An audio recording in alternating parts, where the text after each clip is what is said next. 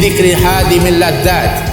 Banyakkan oleh kamu mengingati pemutus kepada kelazatan dunia ini, iaitu maut.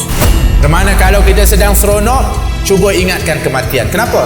Supaya keseronokan yang kita rasakan itu tidak sampai membawa kita kepada kelalaian dan juga sampai kepada kemaksiatan. Sebab kalau keseronokan itu tak terkawal, maka dia boleh membawa kepada kerosakan, keasyikan yang membawa kepada kemaksiatan. Maka selitkan ingatan tentang kematian. Oleh kerana itu dikatakan ajibtu liman aiqana bil mauti wa huwa yadhaq. Dalam satu suhuf disebutkan aku hairan kepada orang-orang yang yakin dengan kematian tapi dia masih mampu untuk ketawa terbahak-bahak. Zaman ini zaman orang suka untuk ketawa terbahak-bahak sebagai hiburan dalam kehidupan mereka. Alangkah banyaknya kisah-kisah, rancangan-rancangan, bahkan apa saja dengan lawak jenaka. Kenapa? Kerana itu adalah merupakan dirasakan hiburan kepada diri dan jiwanya. Sedangkan orang-orang yang tahu akan hakikat dunia yang sementara ini dan juga akhirat yang kekal, yang akan menanti kepadanya adalah tanah yang akan menghimpit kepada tubuhnya.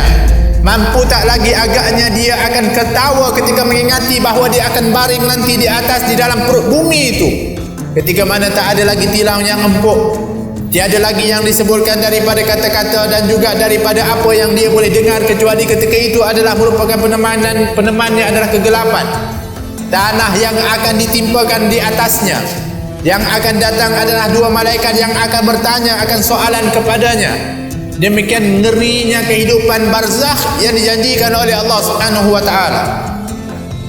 Sejauh manakah kita bersedia untuk menghadapinya? Adakah dengan kelak ketawa itu akan menghiburkan kehidupan kita nanti setelah kematian kita? Adakah nanti kita mampu lagi untuk tersenyum dan ketawa nanti di yaumul akhirat, ketika nanti kita akan disoal oleh Allah Subhanahu wa taala? Sudah terjaminkah kedudukan kita di syurga Allah Subhanahu wa taala? Semua itu sepatutnya menjadikan kerisauan kehidupan kita sekarang ini. Akan tetapi tuan-tuan, puan-puan, selagi mana kita masih hidup, sebenarnya kita masih ada pilihan di antara syurga dan neraka. Tapi kalau kita sudah mati, nanti tak ada pilihan. Di mana sekarang kita masih ada pilihan lagi? Sama ada kita nak masuk syurga kah? Atau nak masuk neraka kah? Kita ada pilihan tak? Kita masih ada pilihan. Sebab apa? Sebab kita masih hidup. Siapapun kita, apapun yang kita pernah buat sebelum ini, kita masih ada pilihan lagi untuk nak menentukan sama ada kita nak masuk syurga atau neraka. Sebab itulah hadis yang Nabi menyebutkan, sesungguhnya Allah menerima taubat seseorang itu sehingga nyawanya sampai ke tenggorokan, bukan untuk nak bagi tahu supaya kita ni tangguhkan taubat kita, nak tunggu sampai nyawa ke tenggorokan, tak. Tapi nak bagi tahu bahawa kita yang masih hidup ni masih ada pilihan lagi, dan kita boleh menentukan kedudukan kita nanti di akhirat. Iaitu bila? Selagi kita bernyawa, selagi masih hidup, semuanya terpulang kepada kita. Tapi kalau sudah sampai ajalnya, kita tertutup pintu pilihan kepada kita. Apa yang ada saja yang kita bawa, apa yang ada pada kita saja yang menentukan. Tapi sekarang ini kita masih lagi. Macam mana? Kalau banyak dosa, ustaz, bertaubat. Allah itu At-Tawwab, Maha menerima taubat. Allah itu Al-Afu, Maha pemaaf. Dimaafkan, dihapuskan segala dosa kita. Subhanallah.